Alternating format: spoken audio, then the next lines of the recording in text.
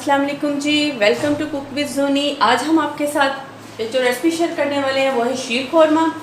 ईद पे शीर खोरमा आप कैसे रेडी कर सकते हैं, तो उसके लिए मैं आपको इंग्रेडिएंट्स दिखा दूँ। सबसे पहले मुझे यहाँ पर चाहिए 2 कप ऑफ मिल्क, 2 कप दूध और 1 कप चीनी। इससे हम जो है कंडेंस मिल्क बनाएंगे। कंडेंस मिल्क बनाते हुए ही जो है हम अपना शीर खोरमा रेडी करेंगे। अगर आप रेडीमेड यूज़ करना चाहते हैं तो आप इन दोनों चीज़ों को स्किप कर दें, लेकिन मैं आज आपको बताऊंगी कि कंडेंस मिल्क बनाते हुए शीर खोरमा कैसे बनाएंगे।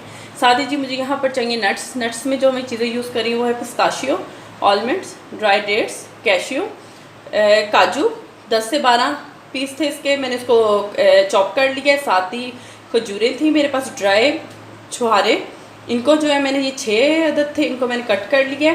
साथ ही आलमंड्स थे, ये भी तकरीबन 10 से 12 थे, इनको भी जो है मैंने बारीक कटिंग में कर लिया है। और साथ ही यहाँ पे पिस्ते थे, ये भी 10 से 12 थे, इनकी भी मैंने कटिंग कर ली है। ठीक है। साथ ही मुझे यहाँ पर चाहिए 5 टेबलस्पून ऑफ शुगर, 5 चम्मच चीनी के मैं यूज़ कर रही हूँ। अगर आपको बहुत मीठा नहीं बनाना तो आप इसको स्किप भी कर सकते हैं, क्योंकि कंडेंस मिल्क जो है वो भी हमारा मीठा है। साथ ही जी मुझे यहाँ पे 2 टेबलस्पून कोकोनट क्रश चाहिए। और साथ ही मैं यहाँ पर 4 इलायचियाँ यूज़ कर रही हूँ। हाफ कप जो है वो मैं यहाँ पे यूज़ कर रही हूँ बारीक वाली सेवियाँ, नॉर्मल जो पैकेट्स में आती हैं। और साथ ही जी मुझे यहाँ पर चाहिए किशमिश। और गार्निश के लिए मैंने जो है वो रख लिए कुछ आलमंड्स और ड्राई डेट्स, उनको मैंने कटिंग कर लिया। साथ ही मुझे यहाँ पर घी चाहिए। घी जो है मेरा सिर्फ 2 टेबलस्पून यूज़ होगा। ये मेरे पास ऐसे ही घर पे देसी घी बना पड़ा था तो मैंने रख दिया। और साथ ही जी मुझे यहाँ पर चाहिए 1 लीटर दूध। चलिए अब मैं बताती हूँ हम इसको बनाएंगे कैसे। जी सबसे पहले हम एक पॉट लेंगे। पॉट में जो 2 कप दूध था हमारे पास वो ऐड करेंगे। और साथ ही इसमें 1 कप जो है वो शुगर जाएगी। और इसको बॉइलिंग हॉट करने के बाद हम मिक्स करते जाएंगे। जी ये देखें दूध में चीनी जो है वो मिक्स हो रही है। अब जैसे ये थोड़ा थिक होगा, 2 कप मिल्क जो है 1 कप में रह जाएगा, तो नेक्स्ट मैं आपको बताती हूँ। जी इसको आपने वक्तन फ़वक्तन जो है मिक्स करते रहना है। ठीक 5 मिनट बाद अब से हमारी जो है ये कंडेंस मिल्क रेडी हो गई, थिक होना शुरू हो गया है। ये देखें आप इसकी जो आप देख सकते हैं, देखने में भी ये जो है बिल्कुल डिफरेंट लग रहा है। हमारा बेहतरीन कंडेंस मिल्क जो है वो बिल्कुल रेडी हो गया है। आप देखें ये सिर्फ 2 इंग्रेडिएंट्स के साथ आपको बाज़ार से कंडेंस मिल्क लाने की ज़रूरत नहीं रहती। आप इसको इसी प्रोसीजर से बनाएं और देखें कितना अच्छा रेडी हुआ है। आप देख सकते हैं, देखें। अब इसमें यहाँ पे इसी स्टेज पे मैं इसमें ऐड कर दूँगी दूध जो 1 लीटर था। इसको आप देख सकते हैं कि दूध में जो है वो बॉयल होना शुरू हो गया, दूध बॉयल हो रहा है। तो अब हम यहाँ पर इसमें ऐड कर देंगे जो हमारे पास था कोकोनट और इलायची। मिक्स करती रहूँगी साथ साथ में। और साथ ही जी इसमें ये मैं ऐड करने वाली हूँ किशमिश। और साथ ही जी इसमें ये ऐड करेंगे 5 टेबलस्पून ऑफ शुगर।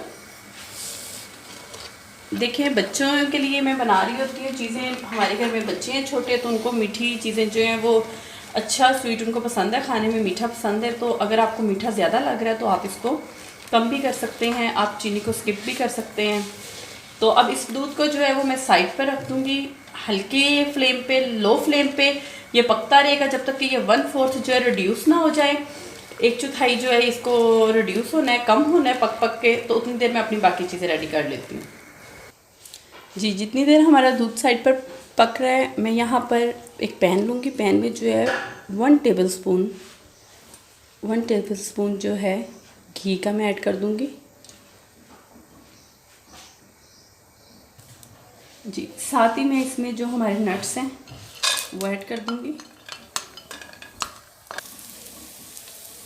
इनको हम लोगों ने फ्राई करना है और सिर्फ तब तक फ्राई करना है जब तक इसकी खुशबू ना हमें आए।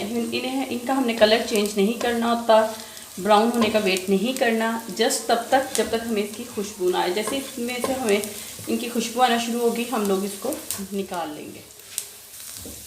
जी हमने यहाँ पर इनको सिर्फ 3 से 4 मिनट जो है मैंने यहाँ पर इनको फ्राई किया है। तो इनकी बहुत खूबसूरत और बड़ी मज़ेदार जो है वो खुशबू आना शुरू हो गया। अब इसको जो है मैं डिश आउट कर दूँगी।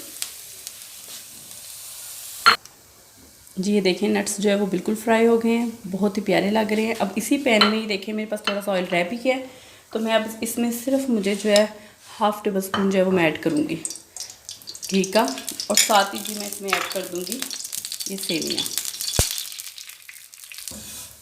और इनको मैं जब तक करूँगी भूनूंगी कि इसका हल्का सा बिल्कुल कलर हम लोगों ने ब्राउन करना है। इसको हम लोगों ने बिल्कुल भी जो है वो जलाना नहीं है यहाँ पर।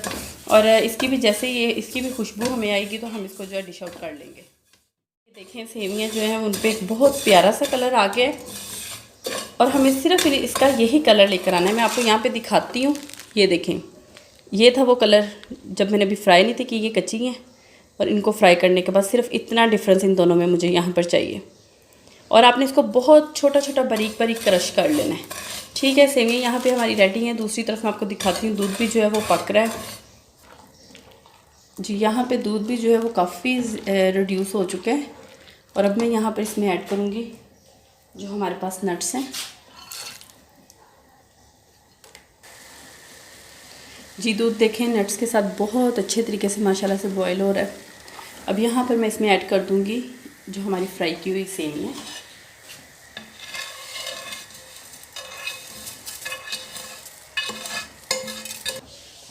जी। अब इसको हम तब तक पकाएंगे जब तक कि हमारी सेवियाँ जो हैं वो अच्छे तरीके से इसमें फूल ना जाएं। देखिए, अगर तो आपने इसको गरम गरम जो है सर्व करना है तो बेशक आप इसको थोड़ा थिक कर लें, लेकिन अगर आपने इसको फ्रिज में रख कर ठंडा करके सर्व करना है तो फिर हमें इसको बहुत पहले से थिक नहीं करना, क्योंकि फ्रिज में रखने से ये थिक हो जाता है। इसलिए थोड़ा सा इसको हम लोगों ने जो है वो फिर पतला ही रखना होता है, गाढ़ा नहीं करना होता। तकरीबन 15 से 20 मिनट जो है ये पका है और बहुत अच्छा गाढ़ा जो है ये हो गया। सेवियाँ भी फूल गई हैं और यहाँ पे हमारा शीर कौरमा जी बिल्कुल रेडी है। अब मैं इसको करूँगी सर्व। जैसे ये ठंडा हो जाएगा तो हम इसको सर्व करेंगे। चलिए फिर मैं नेक्स्ट आपको दिखाती हूँ जी। आप देख सकते हैं कि हमारा शीर कौरमा जो है वो सर्विंग के लिए बिल्कुल रेडी है। बहुत ही मज़े का, बहुत ही लजीज़ बना है। आप इस रेसिपी को ज़रूर ट्राई कीजिएगा। मिलते हैं एक नई वीडियो में नई रेसिपी के साथ। तब तक के लिए खुदा हाफिज़।